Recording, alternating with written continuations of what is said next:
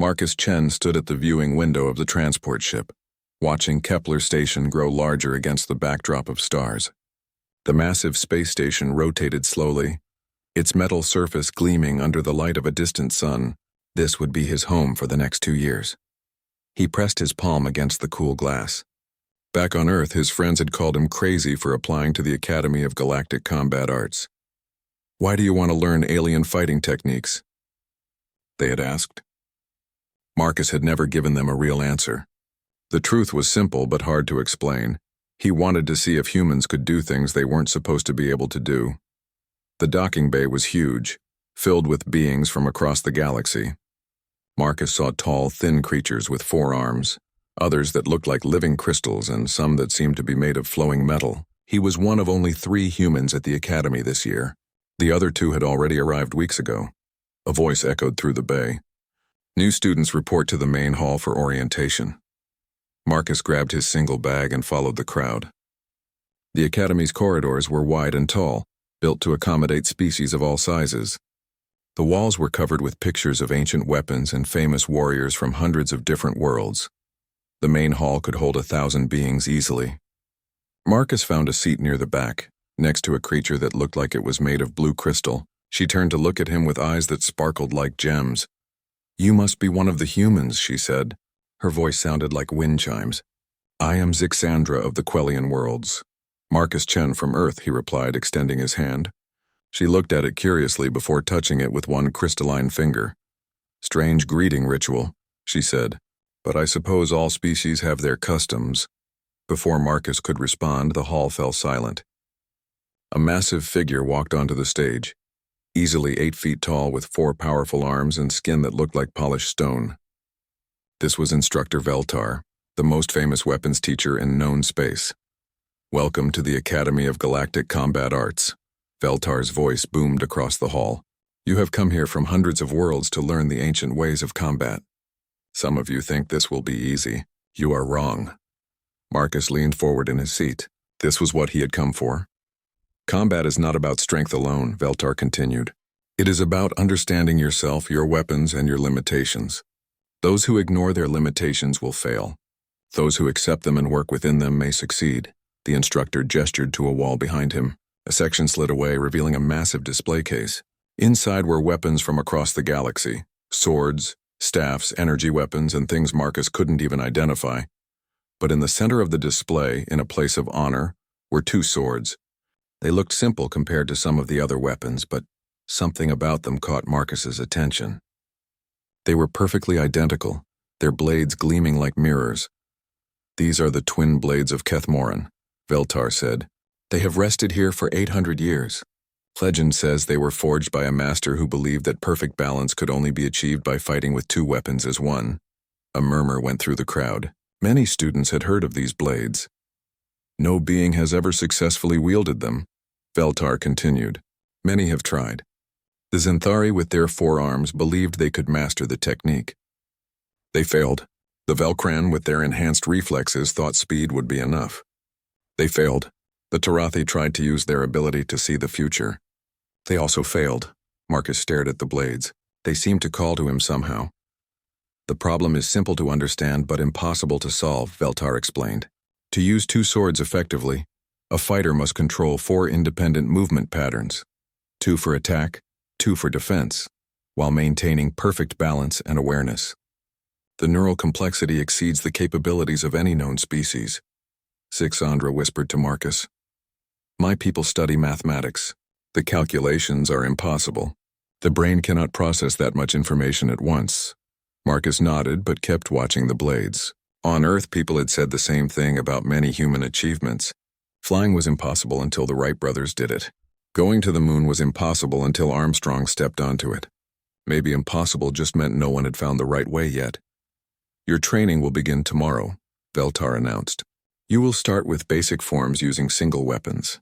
Master those and perhaps in time, some of you will be worthy of learning the advanced techniques of your species." The orientation continued for another hour, covering rules and schedules. Marcus barely heard any of it. His eyes kept returning to the twin blades. After the ceremony, students began to leave in groups, chattering in dozens of languages.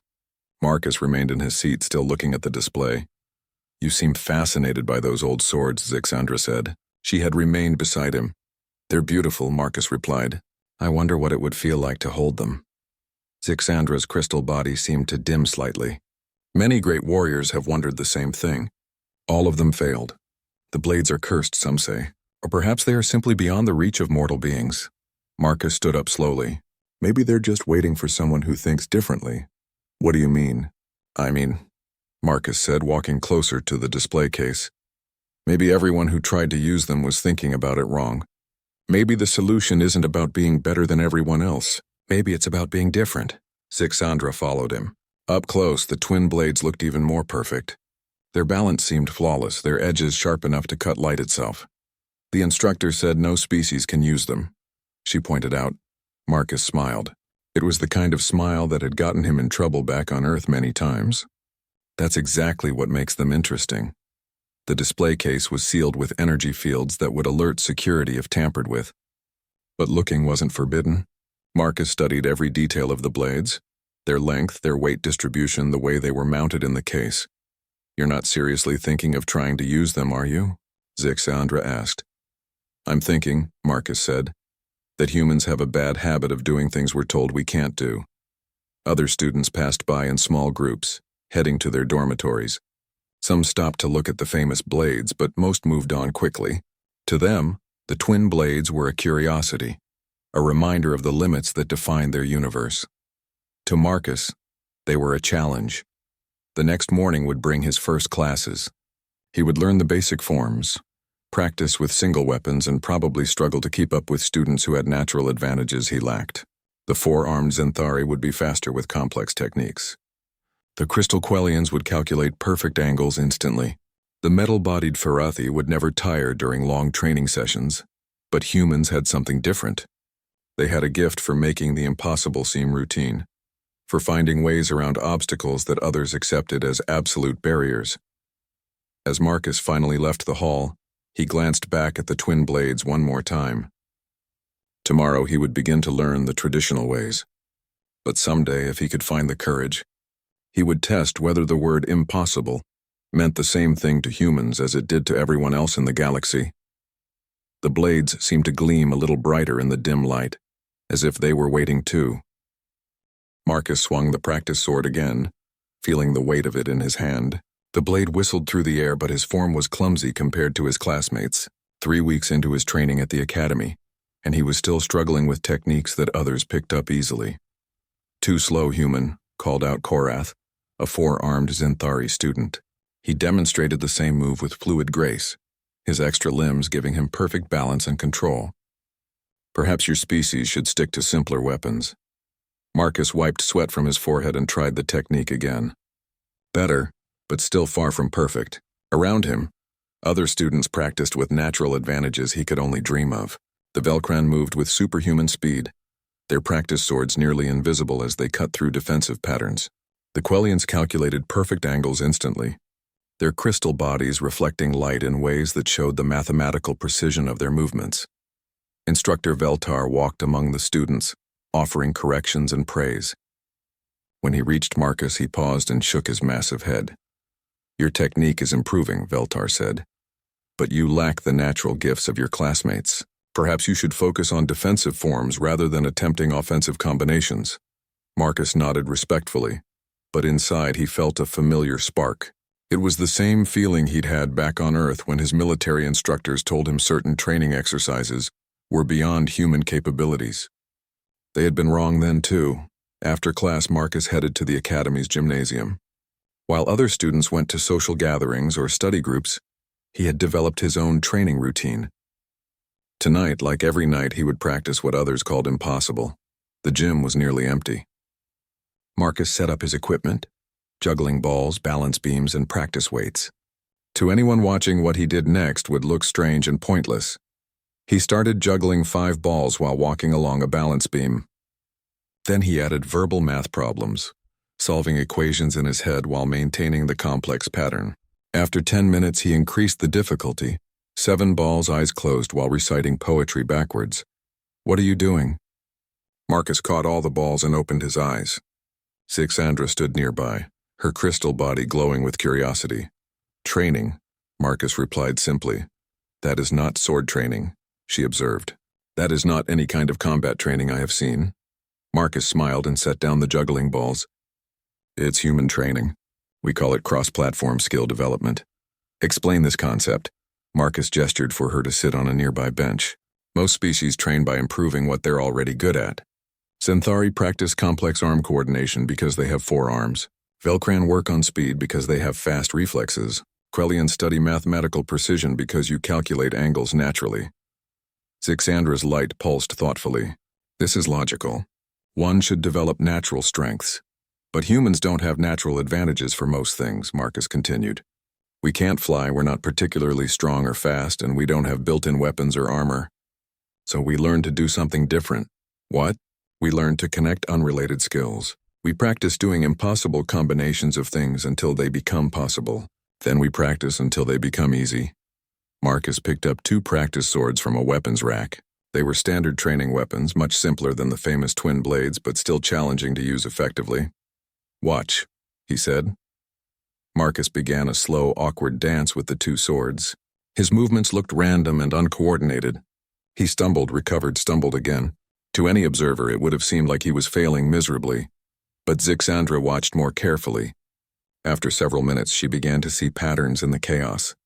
Marcus wasn't trying to control both swords perfectly. Instead, he was learning to work with the confusion, to find moments of clarity within the disorder. You are practicing failure, she said suddenly. Marcus paused, breathing heavily.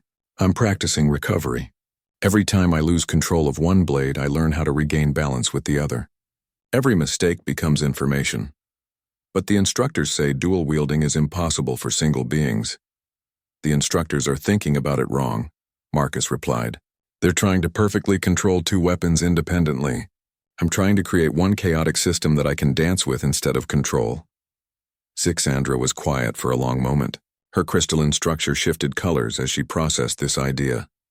You wish to attempt the twin blades, she said. It wasn't a question. Eventually. When I'm ready. The mathematics are impossible, Marcus. I have calculated the neural load required to coordinate dual-blade combat. It exceeds the processing capability of any brain we know of. Marcus set down the practice swords and turned to face her fully. Zix, can I tell you something about human history? She nodded. 400 years ago, humans figured out how to fly. The mathematics said it was impossible. Heavier than air flight violated the known laws of physics. Experts proved with equations that human flight could never work. But you achieved flight. We achieved flight by ignoring the experts and trying anyway. We didn't overcome the laws of physics. We found ways to work with them that no one had considered before. Marcus picked up his juggling balls again and began a simple 3-ball pattern. 200 years ago, we went to our moon. Experts said the human body couldn't survive in space, that the distances were too great, that the technical challenges were impossible to solve. He added a 4th ball to the pattern. 100 years ago, we built computers that could process information faster than human brains. Experts said artificial intelligence was impossible, that machines could never think. A 5th ball joined the pattern, then a 6th. 50 years ago, we figured out how to travel between stars. The energy requirements were impossible. The distances were impossible. The engineering was impossible. 7 balls now moved in a complex pattern, and Marcus was solving math problems aloud while maintaining perfect control. Do you see the pattern, Zix? Her crystal body had gone very still. Humans specialize in achieving the impossible. We specialize in questioning whether impossible means what everyone thinks it means. Marcus caught all 7 balls and set them aside. The twin blades aren't impossible because the math is wrong. They're impossible because everyone is approaching them with the same assumptions. What assumptions? That you have to control both blades perfectly. That you have to think faster than physics allows. That you have to be better than you are. Marcus picked up the practice swords again. What if the real solution is to be exactly as imperfect as you need to be? Zixandra watched as Marcus resumed his strange, chaotic practice. This time she began to see something different in his movements. Where she had seen failure and confusion before, she now saw experimentation and learning. You are not trying to master the weapons, she realized. I'm trying to let the weapons teach me, Marcus confirmed. Every species that attempted the twin blades tried to impose their will on the swords. What if that's backwards? What if the swords need a partner, not a master? This is a fascinating theory, Zixandra said slowly. But it is still only theory. Marcus stopped practicing and turned to her with that same troublesome smile she had seen before. Then maybe it's time to test it, he said.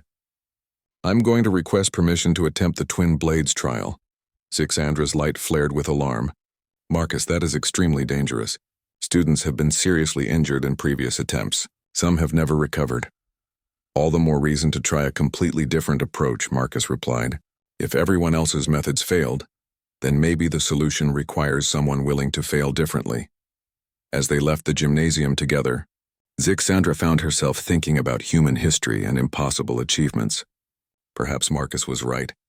Perhaps the twin blades weren't waiting for someone strong enough or fast enough or smart enough to master them. Perhaps they were waiting for someone foolish enough to question why mastery was necessary at all. Tomorrow, Marcus would make his formal request, and despite every mathematical certainty telling her it was impossible, Zixandra found herself hoping he would be given the chance to try. Marcus walked into Instructor Veltar's office with steady steps, though his heart was beating fast. The office was huge, designed for the Zenthari's massive frame. Weapons from dozens of worlds hung on the walls, each one a masterpiece of alien craftsmanship. Veltar looked up from the reports he was reviewing. His forearms moved independently as he filed papers, signed documents, and operated a holographic display all at the same time. Marcus Chen, the instructor said. I was expecting you, sir. Word travels fast in the academy. Students are saying the human wants to attempt the twin blades trial. Veltar's tone was not encouraging. Please tell me this is merely a rumor. Marcus took a deep breath. No, sir, it's not a rumor. I formally request permission to attempt the trial. Veltar set down his work and turned his full attention to Marcus. When a Zenthari focused on you with all four arms still, it was intimidating. Absolutely not, Veltar said firmly. I will not permit a student to injure himself attempting something that is mathematically impossible. With respect, sir, how do we know it's impossible if no one has tried the right approach? Veltar's stone-like features showed surprise. The right approach? Young human, the greatest warriors of 50 species have attempted those blades. Masters with centuries of experience, beings with natural advantages you cannot imagine. All have failed. Marcus remained standing straight. Yes, sir. And they all used the same basic approach, trying to perfectly control two weapons at once. Because that is what dual-wielding requires, is it? Marcus asked quietly. The question hung in the air. Veltar studied Marcus with ancient eyes that had seen thousands of students come and go. Explain your meaning, the instructor said finally. Sir, every species that attempted the blades tried to apply their natural strengths. The Zenthari used their forearms to control more variables. The Velkren used speed to overcome coordination problems. The Tarathi used prediction to plan perfect movements. These are logical approaches. They are approaches that worked for other weapons, Marcus agreed. But what if the twin blades are different? What if they require something that has nothing to do with natural strengths? Veltar leaned back in his chair. What could possibly matter more than strength, speed, or skill? Acceptance, Marcus said. What if the secret isn't controlling the chaos of dual wielding, but learning to work within it? That is philosophical nonsense. Marcus stepped closer to the desk. Sir, on Earth we have a saying, if you can't go over it, go under it. If you can't go under it, go around it. If you can't go around it, go through it. Every species that tried the blades tried to go over the problem, to be better than the mathematical limits. What if the solution is to go through it differently? Veltar was quiet for a long moment. When he spoke again, his voice was gentler but still firm. Marcus, I have been teaching combat for 400 years. I have seen promising students break themselves against challenges they were not ready for. The twin blades are not just difficult, they are dangerous. The neural strain alone has left previous challengers with permanent damage. I understand the risk, sir. Do you? 3 years ago, a Tarathi master attempted the trial. He was one of the greatest prophetic warriors of his generation. The attempt left him unable to hold a simple practice sword. He spent 6 months learning to walk again. Marcus felt a chill, but he didn't back down. What was his approach? He tried to use his ability to see potential futures to predict the optimal movement patterns for both blades simultaneously. So he tried to think his way through it. Yes, and the mental strain was catastrophic. Marcus nodded slowly. Sir, what if I promised not to think my way through it at all? Veltar blinked in confusion. What? Every failure you've described involved someone trying to consciously control or predict or calculate their way to success. What if I tried the opposite? You cannot fight without thinking, Marcus. Combat requires constant decision-making. Does it? Marcus asked. Or does combat require constant responding? Sir, humans have a concept called muscle memory.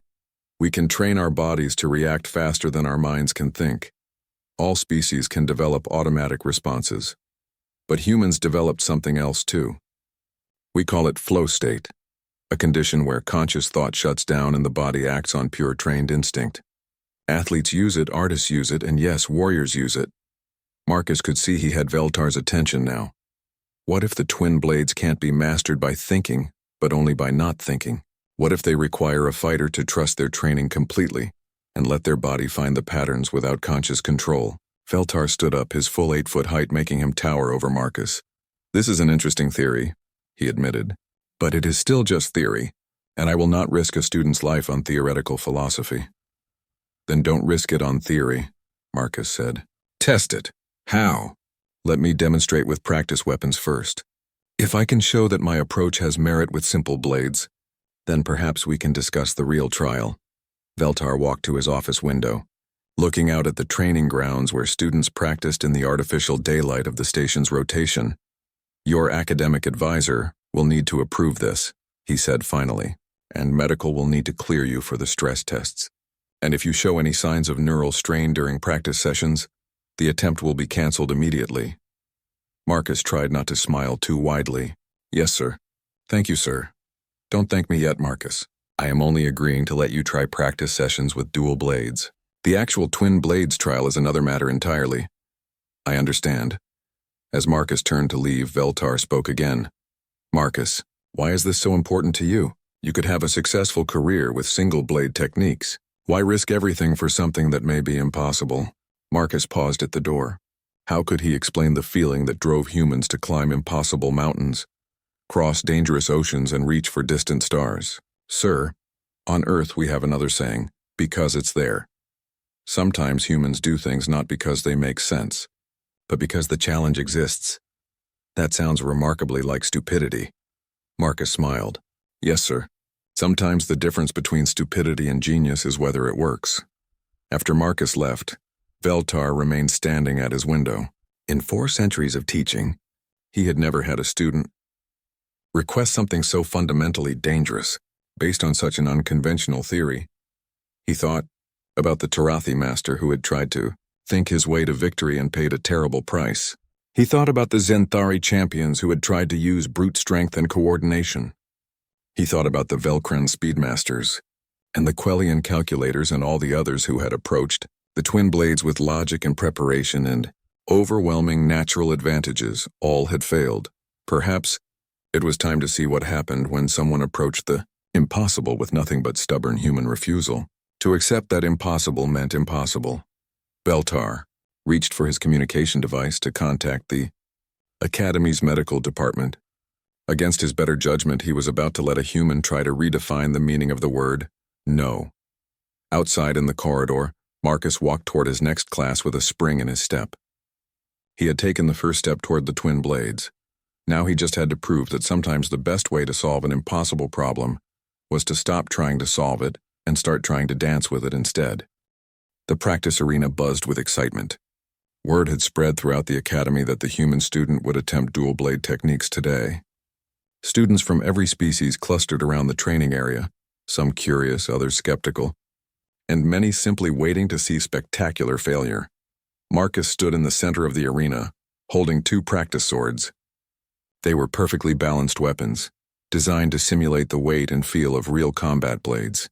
Medical sensors were attached to his head and chest, monitoring his brain activity and vital signs.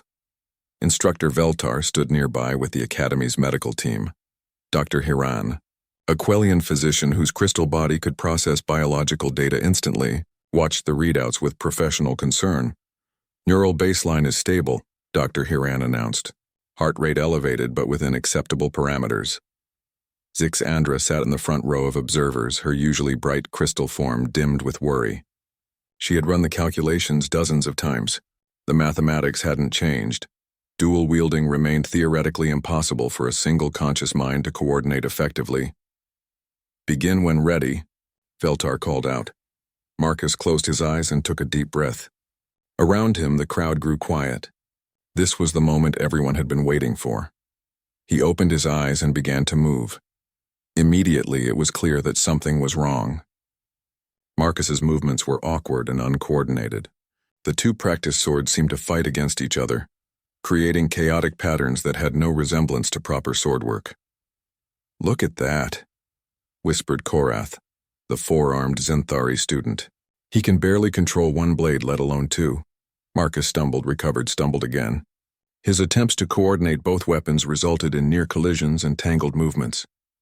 To the watching crowd, it looked exactly like what they had expected, a human failing at something beyond his capabilities. But Veltar watched more carefully. Unlike previous challengers who had started strong and gradually lost control, Marcus seemed to be doing the opposite. He was beginning with complete chaos and slowly finding patterns within it. "Interesting," the instructor murmured. Marcus continued his strange, stumbling practice. Each mistake seemed deliberate somehow, as if he was exploring specific types of failure. When his left blade went too high, he learned to compensate with the right. When his footwork tangled, he discovered new ways to recover balance. "His neural activity is unusual," Dr. Haran reported quietly to Veltar. "Instead of the progressive overload we typically see in dual-wielding attempts, his patterns are becoming more stable." Explain. Normal dual-wielding attempts show increasing chaos in brain activity as the subject tries to consciously control too many variables. This human's brain activity is actually decreasing. He's thinking less, not more. 15 minutes into the session, something shifted. Marcus's movements began to flow more smoothly. The chaos was still there, but it had rhythm now, like a dance with disaster. The crowd grew quieter as they realized they were seeing something they hadn't expected. 20 minutes in, Marcus achieved something that shouldn't have been possible. For brief moments, both blades moved in perfect harmony, creating defensive patterns that used confusion as a weapon and offensive combinations that were completely unpredictable. "How is he doing that?" Zixandra whispered to herself. Marcus wasn't trying to control both swords independently. Instead, he had created a single chaotic system where each blade's movement influenced the other in ways that he had learned to work with rather than resist. When his left blade created an opening in his defense, his right blade was already moving to fill it, not through conscious planning but through trained instinct. When his right blade committed to an attack that left him off balance, his left blade was already adjusting to create new stability. "This shouldn't be working," Dr. Haran muttered, staring at the medical readouts. His brain isn't processing dual coordination patterns. It's processing single-system chaos management. 30 minutes into the demonstration, Marcus stopped. He wasn't exhausted. His breathing was steady and his movements still controlled. He simply lowered both practice swords and turned to face instructor Veltar. "The neural strain indicators?" Veltar asked the medical team. "Minimal," Dr. Haran reported, her crystal body flickering with confusion. "Far below what we recorded during previous dual-wielding attempts."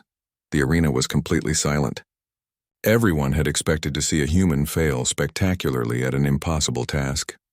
Instead, they had watched him find a way to make the impossible look not easy but achievable. "Explain what you just did," Veltar commanded. Marcus set down the practice swords and wiped sweat from his forehead. "I stopped trying to fight with two swords," he said simply. "What do you mean?" "Everyone who attempts dual-wielding thinks about it as using two weapons at once. That's the wrong model. It creates too much complexity for any brain to handle consciously." Marcus gestured to the swords. "Instead, I treated them as components of a single chaotic weapon. Rather than trying to control the chaos, I learned to dance with it." "That makes no sense," called out a student from the crowd. Marcus looked up at the speaker. "Have you ever seen humans dance?" "Yes, but what does that have to do with combat?" "When humans dance together, they don't consciously coordinate every movement. They listen to the music, feel the rhythm, and let their bodies find harmony with their partner. That's what I did with the swords." Zixandra stood up in the viewing area. But the calculations still show that the neural load should be impossible. Only if you try to calculate it, Marcus replied. I wasn't calculating. I was responding. There's a difference. Veltar walked closer to Marcus. You trained yourself not to think during combat. I trained myself to think differently. When I was learning, I thought consciously about patterns and possibilities. But once the patterns were trained into my muscles, I stopped thinking and started trusting. The instructor picked up one of the practice swords and examined it. This technique would be completely unpredictable in actual combat. That's the point, Marcus said. An opponent can't counter techniques that even I don't know I'm going to use until I use them. Dr. Hiran floated over from the medical station. I need to run more tests, but the preliminary data suggests this human has found a way to bypass the normal neural limitations of dual wielding through what appears to be controlled dissociation from conscious command structures. In simple terms, please, Veltar requested. He turned off the parts of his brain that were causing problems and let his training take over completely. A new voice spoke from the arena entrance. Most impressive. Everyone turned to see Academy Director Thane approaching. The ancient being moved slowly, his energy form flickering between different configurations as he walked. Director, Veltar said, bowing slightly. I have been monitoring this session with great interest, Director Thane said. In 3,000 years, I have never seen this approach to the dual-wielding problem. Marcus straightened nervously. The Academy Director was legendary, a being so old that he had seen the rise and fall of entire civilizations. Student Marcus Chen, the Director addressed him directly. Your technique is unprecedented. Also, completely unorthodox, potentially dangerous, and based on principles that contradict established combat theory. Marcus's heart sank.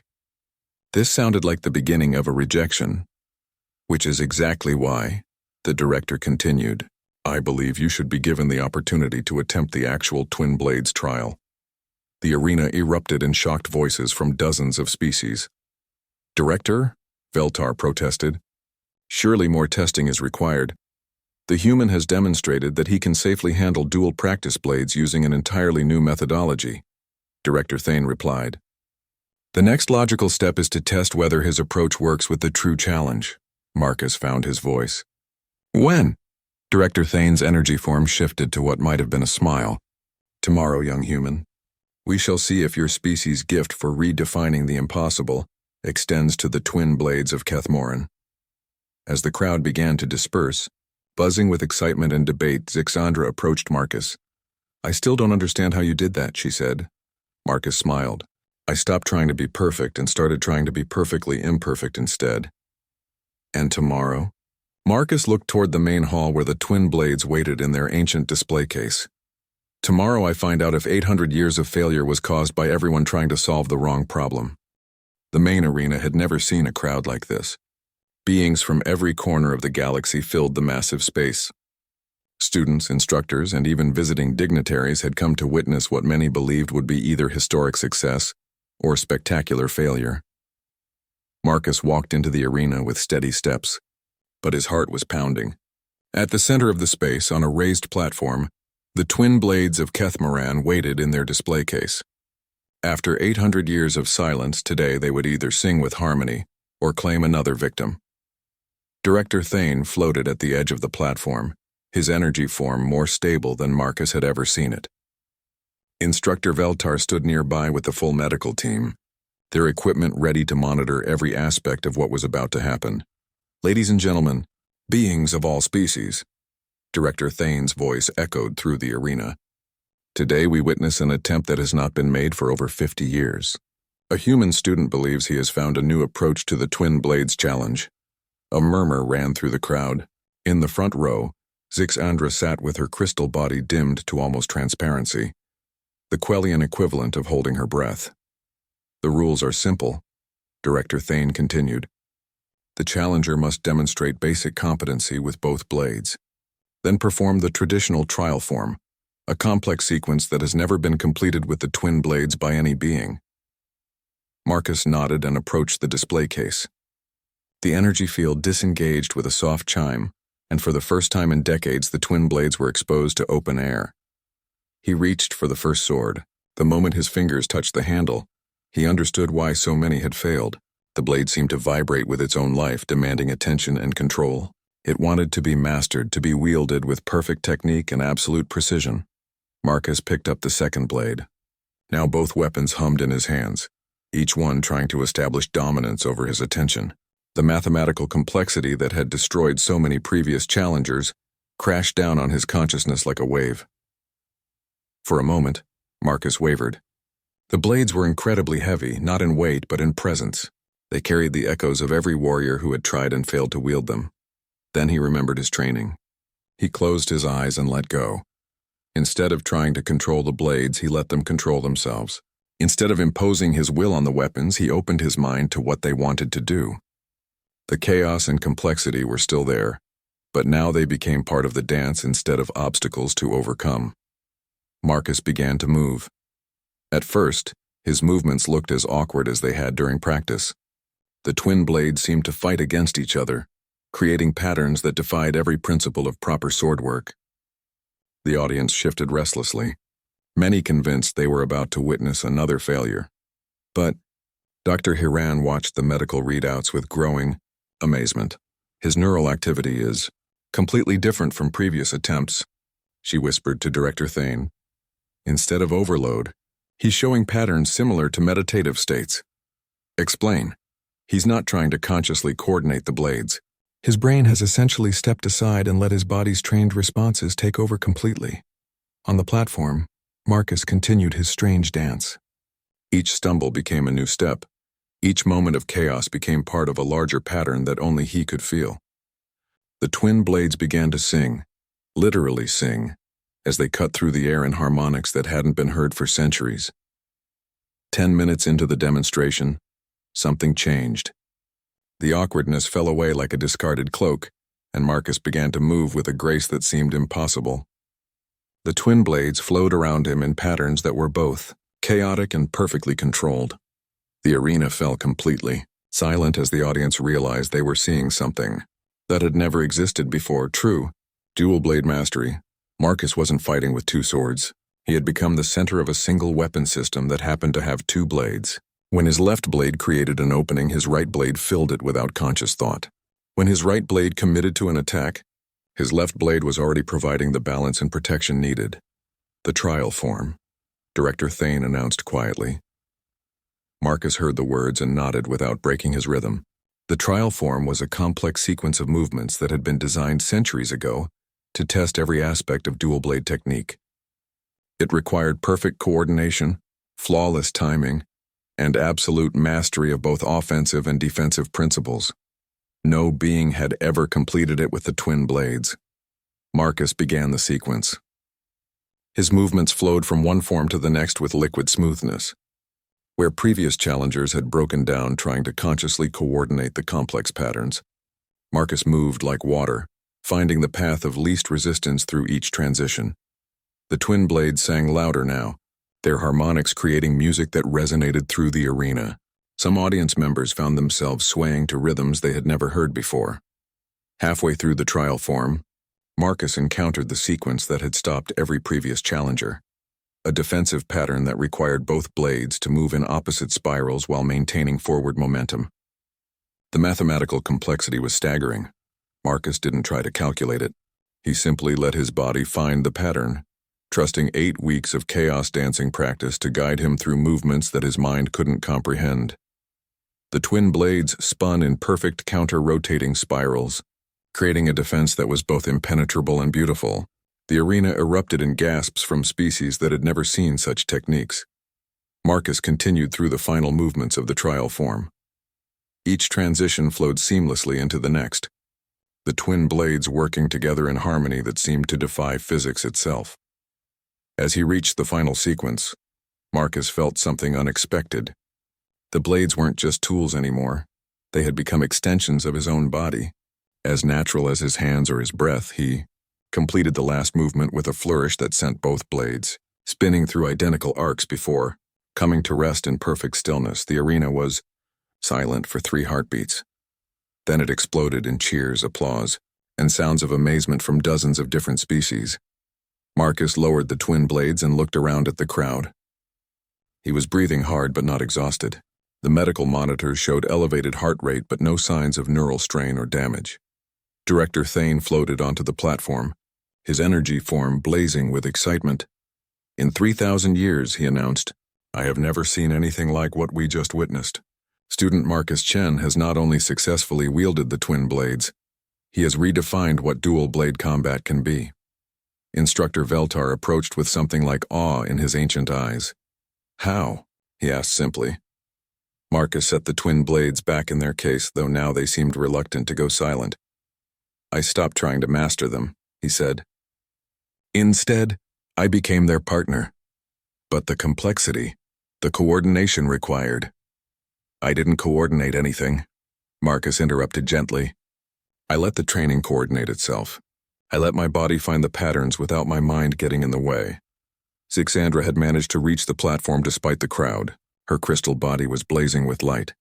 "The mathematics still say this should be impossible," she said. Marcus smiled. "That's because the mathematics assume someone is consciously controlling both blades."